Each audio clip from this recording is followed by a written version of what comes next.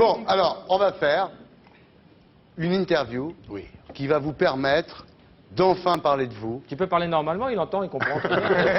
Oui, tout d'un coup, j'ai l'impression qu'il croit que c'est Charles Vanel, hein, non? Il t'a mis dans un cercueil la Charles dernière fois, tu te Vanel, rappelles? Charles Vanel, voilà. Charles Vanel. Pas Julien. Ah, pardon. Non, parce que si je parle de Belmondo. Charles Vanel, il fait un quart d'heure, lui. Ah ouais, mais c'est extraordinaire. Belmondo. Charles Vanel. On va parler de lui maintenant, on va faire une interview miroir, Méline.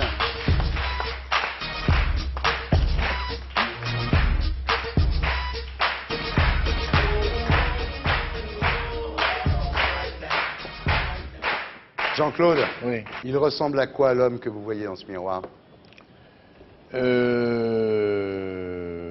Il faudrait qu'il perde 15 kilos. Il en a vu beaucoup des vertes et des pas mûres. Il a les cheveux blancs parce qu'il s'est fait du souci de temps en temps. Puis voilà. Vous lui donnez quel âge comme ça?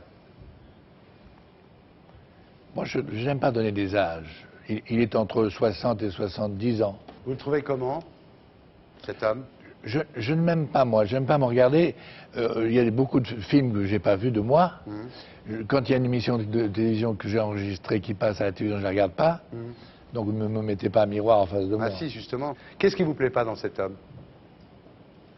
Non mais attendez, si je ne m'aimais pas, je ne vivrais pas avec moi, je me serais suicidé depuis longtemps.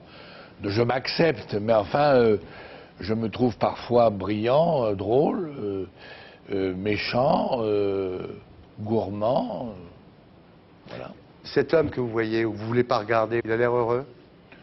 Il n'y a que les imbéciles qui sont heureux. Ouais. Comment on peut être heureux quand le matin vous mettez votre radio, moi je la mets tôt le matin, on entend qu'il y a la guerre en Irak, qu'il y a la Palestine, qu'il y a les élections au Bush, qu'il y a le sida, qu'il y a des enfants qui meurent de faim, vous pouvez être heureux? Bah, il reste la drogue, l'alcool et les tranquillisants Voilà, quand même. voilà. Hein. Alors moi je me drogue pas et je ne prends pas de tranquillisant.